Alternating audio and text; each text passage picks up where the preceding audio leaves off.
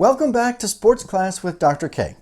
Well, it looks like at long last we might have live sports on the horizon. But in the meantime, we're still glued to our televisions watching some of those ESPN documentaries. And the latest one that's getting a lot of attention focuses on the infamous 1998 home run chase between Mark McGwire and Sammy Sosa. So we're going to take this episode of Dr. K to look more closely at that home run chase. And stay tuned for the next episode when we look at other home run chases throughout MLB history. But first, let me give you the answer to the trivia question I asked last time. In the video on Lance Armstrong, I asked, since Lance was banned from his 7 victories and his victories were wiped out, who is the official winner of those 7 Tour de France's? The answer might be slightly tricky, and actually no one is the official winner. Tour officials decided not to name an official winner from those tours. Maybe it's because there were a number of other riders who were also busted for cheating of one kind or another. It would have been really complicated. In any case, there is no official winner of any of those tours. All right, let's get on to that 1998 home run chase between Mark McGwire and Sammy Sosa. We're going to take a closer look at that season. Now, one of the things to keep in mind is that Sammy Sosa was considered really sort of a dark horse entering that season. It was Mark McGwire who got much more attention in the preseason lead-up, throughout spring training, and as the season got off to its start. McGwire had a much longer track record as a great slugger. In fact, he started his career breaking the rookie single-season record when he hit 49 home runs as a rookie. As the season got off to its start, it was actually Ken Griffey Jr., who was thought to be more of a threat to McGwire for the home run title. It's easily overlooked, but the season before 98, so in 1997, it was McGwire and Griffey who staged their own dramatic home run chase, chasing down that home run record of 61, and it was Griffey who finished second with 56 homers that year. So as they started the next season in 98, a lot of people thought it might be Griffey who would break the record. More on him in just a moment.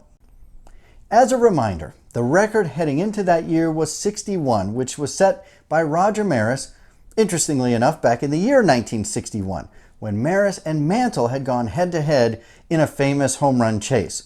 And incidentally, I'll talk more about that one in the next episode, so tune in for that. So, both of these guys were chasing the record of 61. Now, Sosa actually got off to a pretty slow start. As of June 1st, so we're almost 2 months into the season, McGwire had 27 home runs and Sosa only had 13. And again, it was actually Griffey who was keeping pace earlier in the season. At that point, he had 19 home runs and was right there in the mix. As late as the beginning of August, all 3 of those guys, McGwire, Sosa, and Griffey, appeared on the cover of Sports Illustrated, and Griffey was only 1 behind Sosa at that point with just a couple of months remaining in the season. But Sosa had a huge June. He hit 20 home runs in that 1 month, giving himself 33 homers at the end of the month and only 4 behind McGwire. So from that point through the end of the season, those guys pretty much went homer for homer, back and forth, and really gripped the country throughout that period. The whole nation was wondering, did one of these guys hit a home run? Did the other one hit a home run? And how was it going? Now, it was, of course, McGwire who broke the home run record first. He hit home runs number 61 and 62 on the same day, September 8th. And, of course, there was great celebration for McGwire at that point. But it wasn't a done deal that he was going to finish the season leading with the record.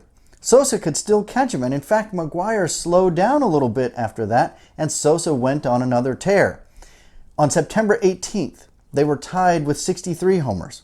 On September 23rd, they were tied with 65 homers, and on September 25th, they were tied with 66 homers.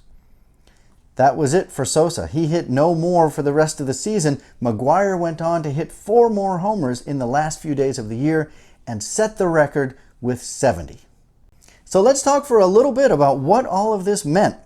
Now, lots of people thought this record would never be approached again, but amazingly, the same 2 players challenged the record again the following season. They both broke Maris's record the next year again, McGwire finishing with 65 and Sosa with 63. So that was another great home run chase, although they didn't pass McGwire's new record of 70.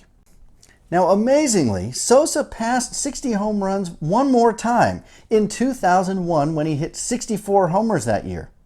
But even more amazingly, he still didn't win the home run title even that season. That was the year when Barry Bonds hit 73 to break McGwire's record. We'll talk more about that in that next episode about great home run chases. But this makes Sammy Sosa one of the great bridesmaids in baseball history, hitting 60 home runs or more 3 times and yet never winning the home run title. Now, of course, a lot was made about how McGwire and Sosa and that home run chase helped to bring baseball back from the brink after it had slid and declined following the strike in 1994. Now, in that season, baseball players went on strike, and the last 50 games of the regular season, along with the postseason and World Series, were all canceled. And so a lot of people had turned their backs on the game. Now, it did start to gradually come back. The following year in 1995, Cal Ripken Jr. set the consecutive games played record, which brought back some fans. But it was really McGwire and Sosa and that riveting home run chase in '98 that brought everyone back.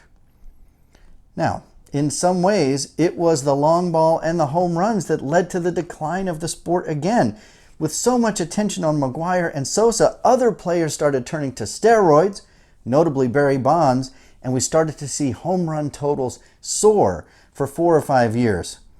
But we can't forget the aftermath of all of this was the crackdown on steroids in sport and the sad image of McGwire and Sosa in 2005, both testifying before Congress in really what became sort of a pathetic display. That, as they say, is a story for another episode. So we'll leave it there for now. Before we go, let me ask you another trivia question. This might be a little bit easy for those of you who are in the know on your baseball history. But name the Major League Baseball player with the most hits in postseason history. I'll give you the answer in the next episode. Thank you for watching. Like, comment, and subscribe. We'll see you next time.